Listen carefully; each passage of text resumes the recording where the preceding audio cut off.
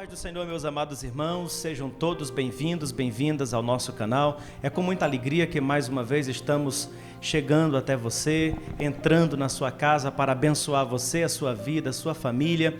Hoje, através de um estudo da Palavra de Deus, nós estamos hoje estudando uma revista da nossa Escola Bíblica Dominical, portanto, estamos com a nossa EBD em foco. Eu quero com muita alegria saudar todos os irmãos que fazem parte da nossa Escola Bíblica Dominical, tanto na nossa congregação como em todos os lugares aonde você esteja. Quero abraçar, saudar todos os membros e congregados da Assembleia de Deus Templo Central aqui em Bom Jardim.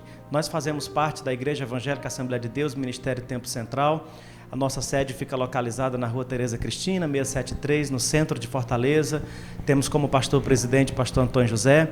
Eu, Adaías Alves, estou pastoreando a congregação de Bom Jardim, localizada aqui na Rua Oscar Franças, 697, no bairro Bom Jardim, na cidade de Fortaleza. Então sejam todos bem-vindos. Deus tem uma bênção, uma palavra para a sua vida. Estou aqui acompanhado um dos nossos professores da nossa Escola Bíblica Dominical, Bernardo Cristo. Bernardo, seja bem-vindo. Paz do Senhor, pastor, a paz do Senhor a todos os irmãos que estão nesse momento conectados aqui no YouTube da igreja, no canal da igreja, onde nós vamos discorrer sobre a lição 12 da nossa Escola Bíblica Dominical. Então, convido a todos para, nesse momento, a gente bebermos da água da vida, que é a palavra de Deus. Estamos também acompanhados de um dos nossos professores, que também é um dos nossos superintendentes da Escola Bíblica, irmão Ronaldo Barbosa. Ronaldo. Paz do Senhor, pastor, todos os irmãos que estão aí conectados conosco. Gostaria de mandar uma saudação de paz para todos os nossos professores, os alunos da nossa Escola Bíblica Dominical, que estamos nesse momento difícil, né, mundialmente falando, mas pela graça de Deus, através da tecnologia, hoje nós podemos trazer um pouco da palavra de Deus e matar a saudade da nossa Escola Bíblica Dominical. Abraço todos os irmãos, desde as crianças até os anciãos que sempre colaboram conosco aqui na Escola Bíblica, em nossa congregação do Bom Jardim. Meus amados irmãos, hoje a nossa proposta é trazermos o EBD em foco até a sua casa, para que você que não está tendo oportunidade, como nós não estamos tendo oportunidade nesse momento, nesse tempo bem diferente que a Igreja do Senhor está vivendo, não só no Brasil, mas no mundo inteiro, nós recuperarmos os assuntos da Escola Bíblica que ficaram para trás. Portanto, hoje nós estaremos estudando essa revista, uma revista da CPAD. Ela foi a revista do primeiro trimestre. Nós tivemos a nossa última aula da Escola Bíblica no dia 15 de março, portanto, ficou faltando duas aulas, né, que é a aula de número 12 e a aula de número 13. Para você que não é aluno da Escola Bíblica e está nos acompanhando também, então nós estaremos hoje comentando essa revista, que é a revista da CPAD, o primeiro trimestre do ano de 2020, e hoje nós vamos abordar a aula de número 12, que estava prevista para o dia 22 de março de 2020, mas em virtude desse isolamento social não foi possível, e agora nós estamos trazendo esse comentário, esse conteúdo até você. Portanto, se você tiver como estar com a sua revista e acompanhar essa aula conosco, você vai aí para a aula de número 12, que traz como tema Jesus, o homem perfeito, tá? O textuário está em Lucas, capítulo de número 2, versículo de número 52, que diz assim: E crescia Jesus em sabedoria e em estatura e em graça para com Deus e os homens. Na verdade prática, o comentarista ressalta que verdadeiro homem e verdadeiro Deus, o Senhor Jesus Cristo, é igual ao Pai e semelhante a nós, na sua divindade e humanidade. Não são aparentes, são reais. Sua divindade e sua humanidade não são aparentes, são reais, perfeitas e plenas. A leitura bíblica em classe está em Lucas, capítulo de número 2, do verso de número 40 ao verso de número 42. Você pode acompanhar conosco, mesmo que você não esteja com a sua revista, você pode estar com a sua Bíblia e acompanhar essa leitura. O verso 40 diz assim: E o menino crescia e se fortalecia em espírito, cheio de sabedoria, e a graça de Deus estava sobre ele. Ora, todos os anos ia seus pais a Jerusalém à festa da Páscoa, e tendo ele já 12 anos, subiram a Jerusalém, segundo o costume do dia da festa. E regressando eles, terminados aqueles dias, ficou o menino Jesus em Jerusalém, e não o souberam seus pais. Pensando, porém, eles que viria de companhia pelo caminho, andaram caminho de um dia, e procuravam-no entre os parentes e conhecidos. E como o não encontrasse, voltaram a Jerusalém em busca dele. E aconteceu que, passados 3 dias, o acharam no templo, assentado no meio dos doutores, e ouvindo-os e interrogando-os. E todos os que o ouviam admiravam a sua inteligência e resposta. E quando o viram, maravilharam-se, e disse-lhe a sua mãe: Filho, por que fizeste assim para conosco? Eis que teu pai e eu, ansiosos, te procurávamos. E ele disse-lhe: Por que é que me procuravas? Não sabeis que me convém tratar dos negócios de meu pai? E eles não compreenderam as palavras que lhes dizia. E desceu com eles, e foi para Nazaré, e era-lhe sujeito. E sua mãe guardava no coração todas essas coisas. E crescia Jesus em sabedoria e em estatura e em graça para com Deus e os homens. Eu quero convidar você para nós fazermos uma oração, você que está nos acompanhando. Vamos orar a Deus e vamos pedir ao Senhor que nos conduza nesse momento de reflexão, de estudo da palavra, que o Senhor venha abrir não só o nosso entendimento, mas o teu entendimento, que esse momento ele seja muito proveitoso para todos nós. Curva a tua cabeça e ore comigo. Pai, nós estamos reunidos aqui para, nesse momento, meditarmos na tua palavra em um tema extremamente importante e queremos contar com a tua bênção. Traz a inspiração do teu Espírito Santo sobre as nossas vidas. Conduz esse momento, esse debate, esse momento de estudo da tua palavra. Abençoa os nossos irmãos que nos acompanham, que esse momento seja proveitoso para o nosso crescimento espiritual. É o que eu te peço em nome de Jesus. Amém. Graças a Deus. Meus amados irmãos, nós estamos hoje com essa proposta de falarmos um pouco sobre a pessoa de Jesus, o homem perfeito. Sempre que nós recorremos ou que estudamos a pessoa de Cristo, nós entramos em uma das 9 doutrinas da teologia sistemática, que é a cristologia, e sempre que nós voltamos à cristologia e estudamos esse assunto, inevitavelmente, Bernardo, nós vamos nos deparar com assuntos polêmicos, né, relevantes, e que foram causas de grandes debates ao longo da história da igreja. Inclusive foram pautas de concílios, e eu queria começar nosso momento abrindo aqui a nossa aula de hoje, falando a respeito desse tema. Porque voltar à cristologia, estudar a cristologia, inevitavelmente a gente vai se deparar com alguns questionamentos, com algumas perguntas, do tipo: Jesus é pré-existente? E se ele é pré-existente, né? Aonde ele estava antes da encarnação? A pergunta: Jesus era homem ou Jesus era Deus? Ou ele era 50% homem, 50% Deus? Ou ele era 100% homem, ou ele era 100% Deus? Esse debate não é novo, né? Essas perguntas, elas acaloraram grandes debates principalmente nos primeiros séculos da história da igreja. E nós vamos começar a nossa aula de hoje, o nosso debate de hoje, entrando por aqui.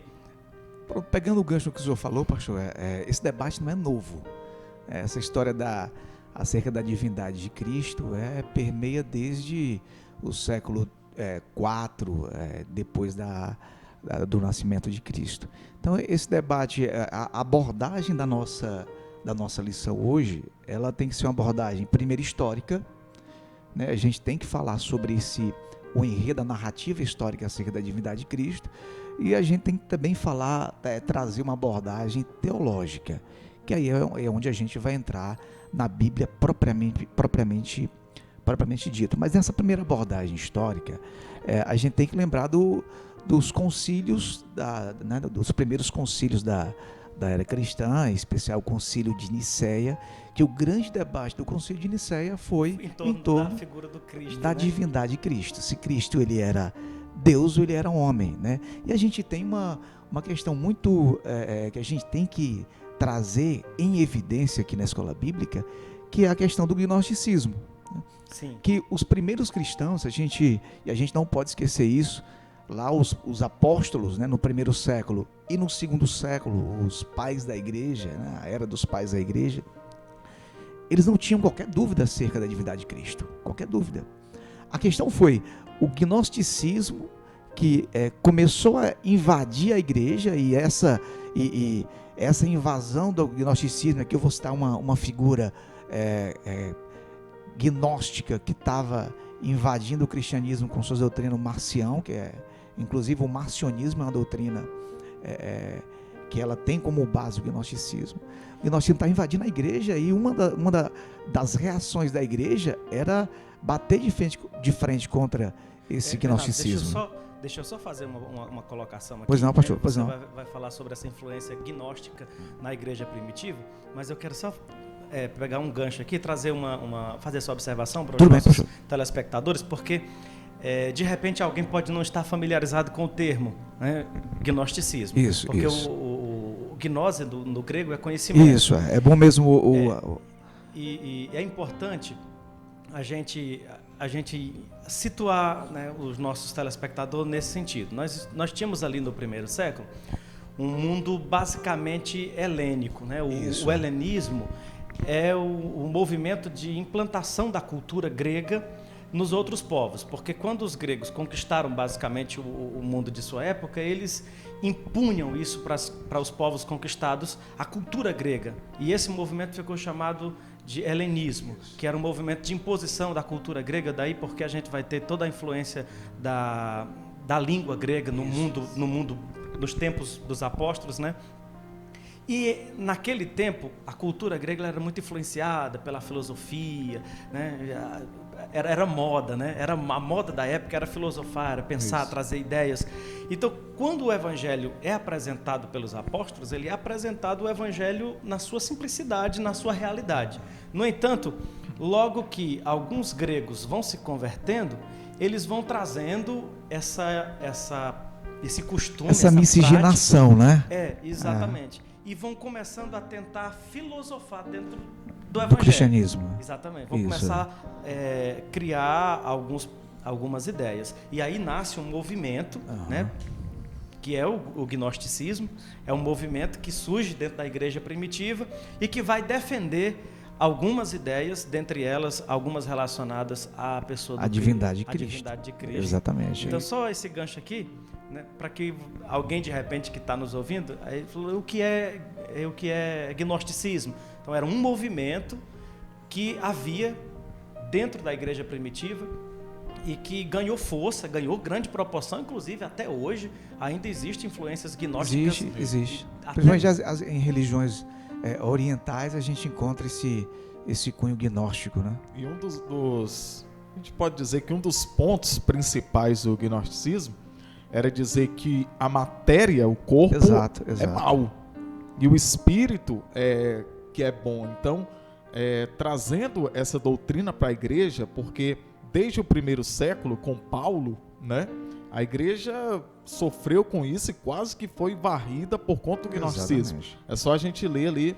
Paulo escrevendo aos Colossenses, né? Ele deixa bem claro essa questão. O apóstolo João também. João escreve o né? Evangelho de João, que é o último dos evangelhos escrito, ele é um evangelho já Isso. apologético, né? A ideia de João, ele começa já no capítulo 1 na defesa do Cristo, se é que podemos usar esse termo, mas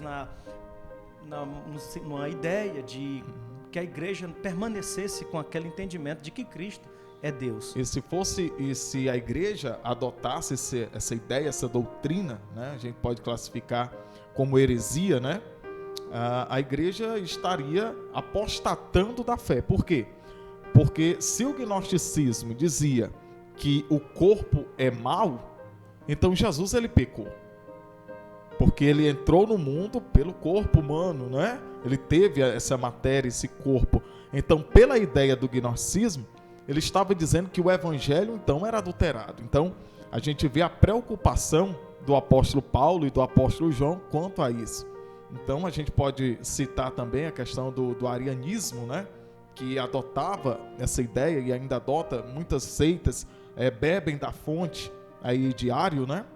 Nessa questão de Jesus não ser 100% Deus. Então, no decorrer aqui da aula, né, nesse contexto aqui histórico que nós estamos falando, do Concílio de Nicéia, como o Bernardo deixou claro e ratificando nas palavras, que não foi a questão de que a igreja tinha alguma dúvida que Jesus era Deus. Desde o evangelho, dos evangelhos ali de Mateus a João, Jesus ele era considerado como Deus, e era por isso que os fariseus eles perseguiam Jesus. Quando o Senhor curou aquele paralítico, lá no Evangelho de Mateus, ele vai dizer: os teus pecados são perdoados. Então, eles já razoavam entre si nessa questão. Exato. Ele é Deus? Somente Deus pode perdoar Quem é esse pecados. que pode perdoar pecados? Então, Jesus ele foi perseguido justamente porque ele se autodenominava como Deus. Ele veio apenas ratificar aquilo que já a era igreja, um consenso, que já era um pensamento único. Então Isso. veio a questão das heresias, e o concílio veio apenas confirmar aquilo que a igreja já estava acreditando desde os séculos anteriores. Exato. Para evitar o erro que eu já vi, inclusive na internet, algumas pessoas até sinceras falando que a divindade de Jesus Cristo ela iniciou a crença na divindade no Concílio de Nicéia. Esse é um erro tremendo. Os cristãos primitivos acreditavam piamente que Jesus era Deus. Aí, a gente voltando ao século II da era cristã, os pais da igreja, inclusive até Irineu, tem até uma série de livros sobre os pais apostólicos, né, Ronaldo? Irineu de Leão escreveu um livro contra as heresias. E aí esse livro é um debate teológico demonstrando a divindade de Cristo e a evidência histórica de que os cristãos primitivos acreditavam na divindade de Cristo. Então ele faz um debate teológico contra o gnosticismo, contra essa heresia. E aí quando a gente chega no século IV é que esse debate está muito ferrenho, acalorado entre o arianismo e o atanasianismo, se a gente pode usar essa expressão, né? É um debate acerca da divindade de Cristo. que vai culminar, né, com o Concílio de Nicéia. Isso. Como o Ronaldo que já é o mencionou. debate acerca da divindade. Aliás, não é iniciando, é ratificando Isso. que a Deixando divindade isso de claro. que Cristo, ele é Deus, ele é 100% Deus, e ele é 100% homem, ele é totalmente Deus e ele é totalmente Eu homem. sempre fico aqui na preocupação de quem está do outro lado, porque há alguns termos que para a gente já são familiares, para alguém pode não ser. Então tem sempre aquela preocupação de tornar assim o mais claro, né? Sobre o arianismo, atanasianismo, né? É isso? De repente a pessoa está ali, né? O que seria o arianismo, né?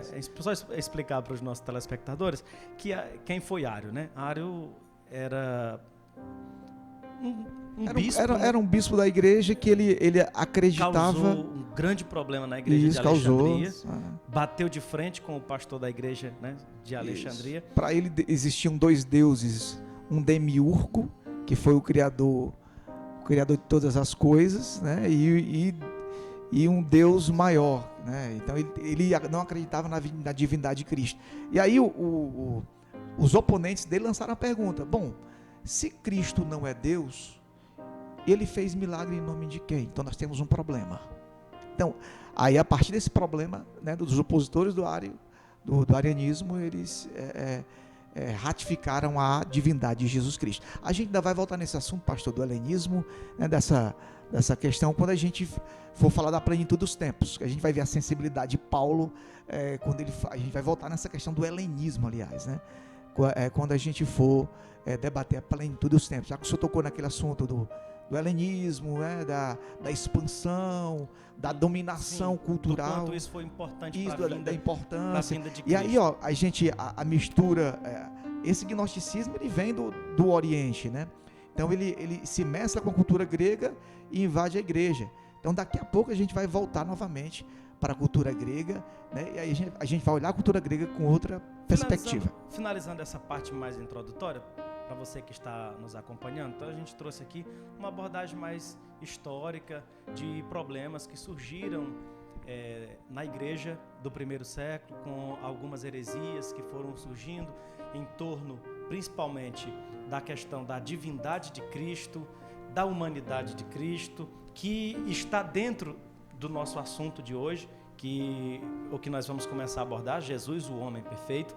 Então não tem como, eu comecei dizendo, não tem como a gente chegar nesses assuntos e não voltar a todos esses temas. Eu penso que tenha ficado claro para todos vocês que estão nos acompanhando que esse problema ele vai surgindo ainda no primeiro século e ele vai se arrastar até o terceiro século e vai culminar com o Concílio de Nicéia em 325, aonde Ário vai defender as suas ideias, o grande defensor do que nós cremos, o maior apologista da fé cristã ali no momento é Atanásio, que você vai chamar aqui, né, de atanasianismo. Eu criei um neologismo aqui, atanasianismo, né? Foi um neologismo, eu criei, coloquei o grifo meu, né? Isso, só para finalizar, é importante a gente ressaltar que mesmo tendo tido o Concílio de Nicéia e a igreja tendo tomado a sua posição, retomado a crença apostólica, afirmado no seu credo, ainda assim, Ário, que é o pai do arianismo, ele vai continuar disseminando suas ideias e essas ideias elas vão ser assim, a causa principal do primeiro cisma da história da igreja. Então Exatamente. Isso vai trazer uma consequência para a igreja e vai dividir, o primeiro cisma da igreja vai existir exatamente com base nessa discussão teológica. Bom, então nós vamos agora, voltando à nossa revista da Escola Bíblica, nós vamos aí para o primeiro ponto, porque o nosso comentador traz de forma muito clara, Jesus, verdadeiro Deus. É uma afirmação, está na nossa revista, primeiro ponto. Eles não acreditavam na questão que o corpo era bom, né? Apenas o espírito. Então Jesus era apenas um espírito, mas não era Deus, não tinha divindade. E ele fazia um erro crasso, que era dividir o Deus do Antigo Testamento era diferente do Deus do Novo Testamento, né? E a gente sabe que... E toda essa questão, resumindo, né? Vai falar que Jesus é uma criatura. Exato. Que ele foi criado. Que e aí é um problema. Passou a existir. Isso é um fator muito importante, porque já vem no primeiro ponto, da primeira parte do primeiro ponto, que Jesus passou a existir a partir do seu nascimento. E aí volta naquilo que eu falei no começo, né, quando eu lancei a pergunta. Então, quando nós falamos da figura do Cristo, inevitavelmente vem aquela pergunta: Jesus Cristo é Deus? E se ele é Deus, aonde ele estava antes da sua encarnação? É exatamente isso que vem aí no nosso primeiro ponto, Ronaldo. Do subtópico. Aqui o resumo dos subtópicos aqui do tópico 1. O escritor aqui, né, o pastor Claudio Honor, ele vai falar sobre a questão da eternidade com o Pai. Então, no capítulo 1 de João, do Evangelho, já deixa claro, né, que o verbo estava com Deus e o verbo era Deus. Então, assim, é a palavra, o Logos, sempre existiu, né? Ele vai falar também sobre a questão dos atributos. Ele vai falar também sobre seus atributos, grandezas e perfeições. Então, Jesus, que a teologia vai falar sobre os atributos comunicáveis e incomunicáveis. Então, os atributos comunicáveis, por exemplo, o amor, né? Deus é amor. Então, ele partilha isso com o ser humano. Então, um exemplo de um atributo incomunicável, a onipotência de Deus. Então, ou a onisciência, né? A onipresença. Então, esses atributos são incomunicáveis pelo fato dele não compartilhar isso com o ser humano, nem também com seres espirituais, né? Então, e aqui, fechando o subtópico 3, ele vai falar que ele esvaziou-se de sua glória, mas não da sua divindade. Então, ou seja, a glória, mas não da sua divindade. Ronaldo, é aqui no capítulo 2, que é a base desse subtópico aí, capítulo 2 de Filipenses, a partir do verso 6, né, que ele fala que sendo em forma de Deus, não considerou que o ser igual a Deus era algo ao qual devia se apegar, mas assim mesmo se esvaziou, tomando a forma de servo, fazendo semelhante aos homens. Então Paulo ele utiliza aí na carta aos Filipenses o termo esvaziar, né, que lá da língua grega é kenosis, né? Kenosis é exatamente essa disposição que Cristo Jesus teve de abrir mão dos seus privilégios como Deus, de abrir mão de sua posição na glória, de suas prerrogativas, e ele passa a se tornar um ser humano, né?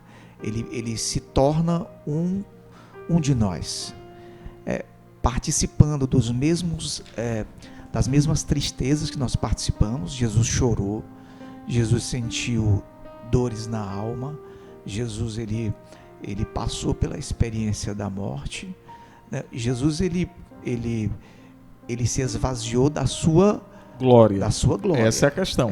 Ele não se esvazia da sua divindade. Exatamente. Ele não deixou de ser Deus. Então é por isso que a gente tem que deixar essa questão clara, né? Esvaziou-se da sua glória, do seu momento lá da eternidade, né? Da adoração dos anjos e serafins, enfim, mas não da sua divindade. Então, quando ele entra, a gente pode classificar assim, na porta do mundo, da humanidade, ele não deixa a sua divindade de lado. Exatamente. Apenas a sua glória, como o apóstolo Paulo deixa bem claro. Exatamente, ele apenas abandonou esvaziou-se dos seus privilégios, tornando-se igual ao ser humano. E aí, padecendo a morte mais humilhante que a morte de cruz. Para a gente finalizar esse primeiro ponto, em que o comentarista está trazendo para a gente, em cima de toda essa discussão que nós já geramos, a defesa de que Jesus de fato é Deus. Ele é Deus. E é importante dizermos, ele é pré-existente. Se ele é Deus, ele não nasceu. Ele já era antes de ser. Antes de vir ao mundo, ele já era. Eu quero só corroborar com esse entendimento, porque naquela oração sacerdotal de Jesus, em João 17,5, ele diz assim ao Pai, ele diz, Pai, agora glorifica-me com aquela glória que eu tinha contigo antes que o mundo existisse. Então, ele remete, né, à ideia de que ele já estava com o Pai na eternidade passada, que ele já estava com o Pai na sua glória. Então Jesus, nós, como o Ronaldo já mencionou, nós vemos lá em João 1, que ele estava no princípio com Deus, e que todas as coisas foram feitas por ele, e sem ele nada do que foi feito se fez. O apóstolo Paulo, escrevendo aos Colossenses 1,17, ele diz que ele é antes de todas as coisas. Ainda em João 17:24, ele está na oração com o Pai, e ele disse, tu me has amado antes da fundação do mundo. E lá em João 8:57, naquela discussão com os fariseus sobre quem era Jesus, ele diz, eu sou. E aí ele reivindica um termo que já é usado pelo próprio Deus no Antigo Testamento, ele diz, eu sou. Isso é mais uma das situações em que vai provocar os fariseus. E ele se declara nesse mesmo texto dizendo que ele é antes de Abraão. Então nós estamos finalizando com esse entendimento de que Jesus é Deus. Então nós vamos avançando para o segundo tópico da nossa lição, e agora nós vamos analisar o outro lado da moeda, porque esse mesmo Jesus, que é Deus, não era, ele é, ele sempre foi, ele, conforme esse texto que você já citou lá de Colossenses, ele vai assumir forma humana. E aí é a questão, quando ele assume a forma humana, ele deixa a forma divina e se torna só homem? Ele é 100% homem, ou ele é 50% homem, 50% Deus, ou ele é 100% homem, ou ele é 100% Deus? Essa pergunta do senhor, se ele é da questão da totalidade, né? Se é 50% homem, 50% Deus, a questão é que Jesus tinha duas naturezas, uma divina e uma humana.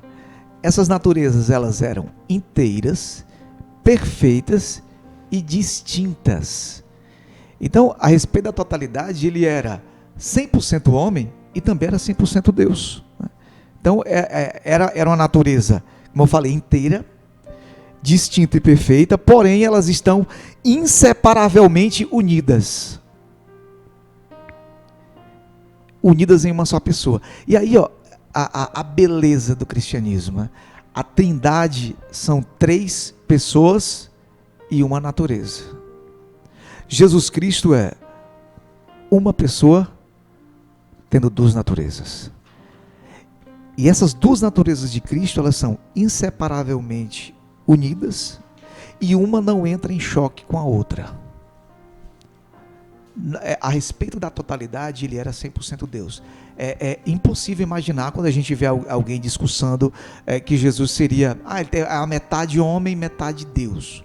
Ele era uma totalidade, 100% homem, 100% Deus, isso é inquestionável.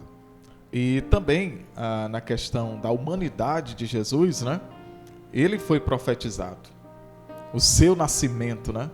Desde o Antigo Testamento, a gente pode ver que em Gênesis ele foi profetizado como a semente da mulher, né? E em Malaquias ele é o sol da justiça. Então observe, de Gênesis, que é o primeiro livro do Antigo Testamento, a Malaquias, que é o último livro do Antigo Testamento, ele aparece como sendo profetizado. E aqui a gente não pode deixar de falar também sobre o profeta messiânico, o profeta Isaías, que 700 anos antes do seu nascimento, ele já havia profetizado, né? No capítulo 9, no capítulo 53 do seu livro. Então, essa questão humana de Jesus, alguém pode até ficar em dúvida, colocar em xeque quanto se ele pecou ou não. E é interessante, pastor Bernardo, e você que está nos assistindo, que ele é o único homem que pisou aqui na terra sem pecado. Então, como é que a gente pode entender isso? E a Bíblia vai falar que em tudo ele foi tentado. Na questão espiritual, na questão emocional, na questão psicológica. E se ele, como nós estamos vendo aqui, como ele tinha uma natureza humana. Sim. Se ele foi tentado, ele tinha as mesmas paixões, desejos. Isso. A única diferença é que ele não experimentou o pecado. Que não caiu no pecado, né? Nessa questão. Então, ele foi o homem perfeito. Aí sim, faz todo sentido. Isso. Agora o tema da nossa lição. Isso. E aqui a gente chega num desfeche, né? Porque ele se tornou, pastor, ele se tornou na forma humana e com todas as propriedades humanas, exceto o pecado, né? Então ele viveu em carne, como um homem, sem deixar de ser Deus, como você iniciou aqui, com as 2 naturezas equilibradas, viveu sem experimentar o pecado, e é exatamente isso que o torna apto para morrer na cruz e perdoar os nossos pecados. Então nós estamos agora já finalizando esse segundo tópico e entrando já no terceiro, porque ele vai falar exatamente que é o tema da revista, Jesus, o homem perfeito, e ele vai falar um pouco dessa questão da humanidade de Cristo, porque mesmo ele sendo Deus, Ronaldo, e tendo o poder que é dele, mas ele não usufrui disso em seu benefício, né? Jesus, ele na realidade, ele não usou o seu poder para promoção, para sua autopromoção, para se exibir. Como alguns fazem. Como alguns fazem, né? No mundo gospel. Interessante, Bernardo, é que quando Jesus ele realizava milagres, né? Muitas vezes ele falou, não conta para ninguém. Verdade. Fica ali para você. Ou então, dos leprosos, né? Ou do leproso, mostra lá o sacerdote. Então ele não tinha essa vontade, esse desejo de se exibir. Tanto é que no capítulo 4 de Mateus, na tentação de Jesus, qual que foi um dos critérios ou artimanhas que o diabo usou? Transforma essas pedras em pães. Então, se ele fizesse isso, pastor, ele estaria cometendo o mesmo erro que os israelitas cometeram no deserto.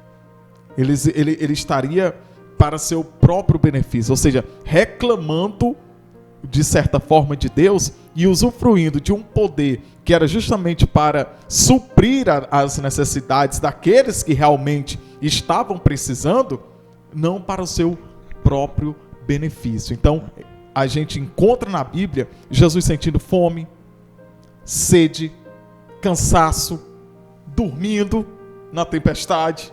Então isso é a humanidade de Jesus, né? Isso demonstra que ele era 100% homem e 100% Deus. Então, apenas concluindo dessa questão, deixando bem claro que Jesus não usava o seu poder para se exibir.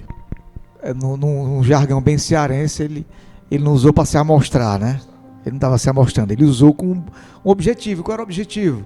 Era evidenciar que ele era divino, que ele não era, ele não era uma farsa. Então ele usava o poder dele para deixar evidências que ele era Deus.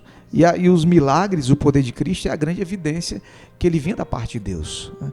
E que ele tinha essa natureza divina, porém também tinha essa natureza humana, já que ele sentia as mesmas propriedades, os mesmos sentimentos, né? Ele se tornou humano com as mesmas propriedades. E ele tinha os mesmos sentimentos que um ser humano normal. Então ele chorou, ele sentiu medo, ele sentiu receio, né? Em alguns momentos naquele episódio no templo onde ele saiu, ele ficou ali enfurecido por conta de estarem usando o templo de forma inadequada, né? Ele se entristeceu. Então são qualidades humanas, né? Sentimentos, né, que são típicos da natureza humana. E exatamente. Nós vemos evidenciados na pessoa do Cristo. Meus irmãos, agora já caminhando para o encerramento da nossa revista, no segunda parte do terceiro ponto, o comentarista coloca aqui, Ronaldo, algo interessante. Ele vai fazer uma relação entre Jesus e Adão. E eu gostaria que você comentasse aqui para o nosso telespectador sobre essa relação entre o Adão que deu errado e o Adão que deu certo, né? Aqui nós vemos que o primeiro Adão, né, isso falando sobre o homem, a natureza humana, ele fracassou no Éden.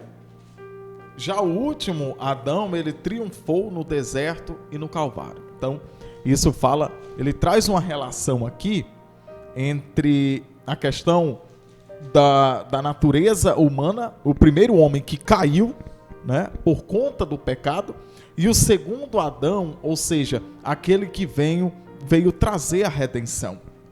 Então, quando Paulo escreve lá aos Colossenses, ele diz que o Senhor, ele pegou o escrito ali de dívida, a promissória, né, rasgou e cravou na cruz.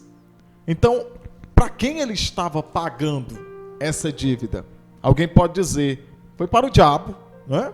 Não, Jesus estava pagando essa dívida para o diabo. Não. Essa dívida estava sendo paga ao Deus Todo-Poderoso, ao Eterno. ao Criador. Então, Adão caiu, errou, pecou, mas veio Cristo e renovou essa aliança. Ele nos reconciliou com Deus, né? Ele trouxe de volta aquilo que o primeiro Adão havia perdido, que foi essa questão da reconciliação.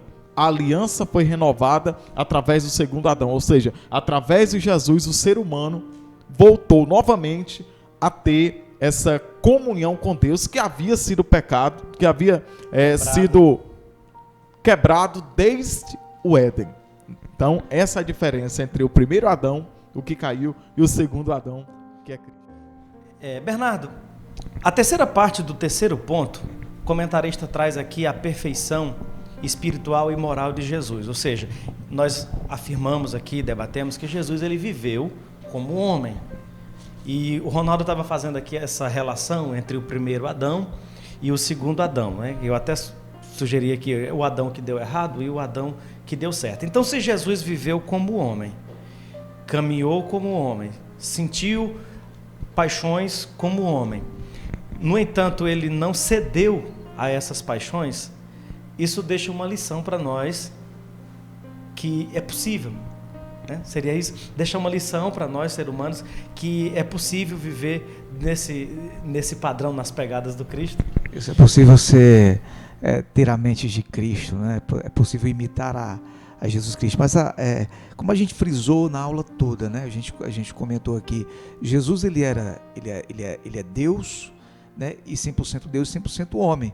E como 100% homem, ele era dotado de todas as propriedades humanas. A exceção é que Cristo jamais pecou e nele não há dolo ou engano algum, né? Então, essa é a diferença em relação a nós seres humanos. É a diferença moral. Cristo ele jamais pecou. Já nós necessitamos do perdão do pecado. Nós precisamos nos arrepender. E essa é a grande questão do cristianismo, né? Era necessário alguém verter seu sangue, era necessário alguém morrer, era necessário o Cordeiro morrer para remir os pecados do povo, né? E era um Cordeiro imaculado, sem mácula. Então, assim, pastor, a nossa missão como cristão é seguir as pegadas de Jesus, é imitar o Mestre, né? É tentar levar uma vida ética e moral da maneira mais irrepreensível possível. Então essa é a nossa grande desafio. O desafio do cristão é seguir as pegadas do Mestre. E hoje a gente vive um cristianismo, eu vou usar aqui uma expressão da sociologia, né? A gente vive um cristianismo líquido, né? Superficial, ele é fluido, né? Um cristianismo que eu falo de maneira institucional, né?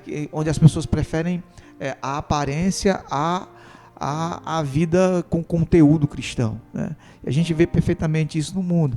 Então, é possível?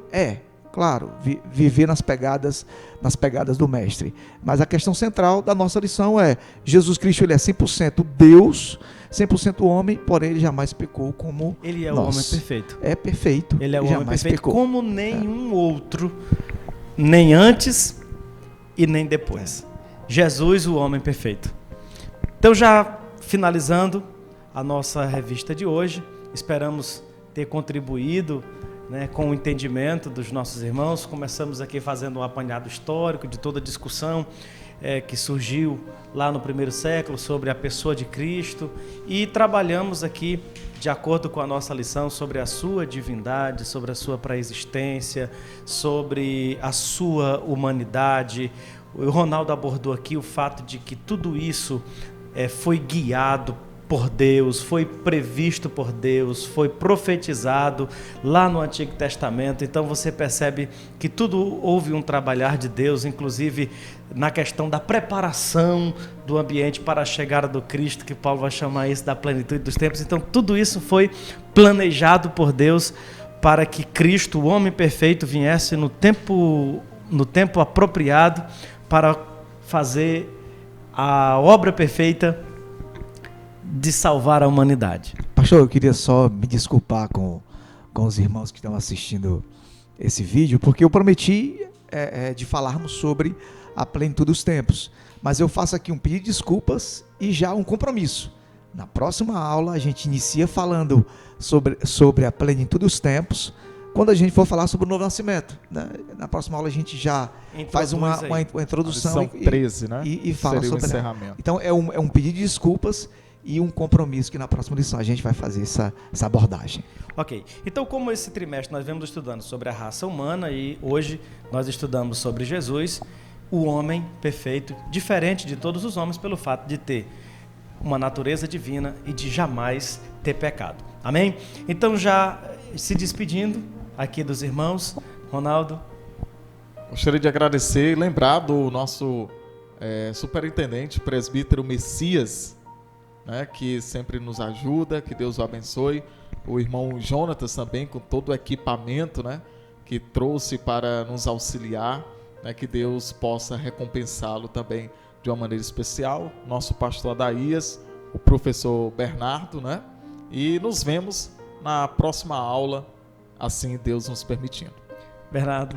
Agradecendo a Deus, primeiramente, né, pastor, a presença dos irmãos, ao Jonathan ali, que é o nosso contra-regra, pastor Messias, que está intercedendo por nós, ao Senhor pela oportunidade, nosso amado irmão Ronaldo, que eu já conheço de longa data. O Ronaldo me via pregar, até hoje ele não esquece das minhas pregações.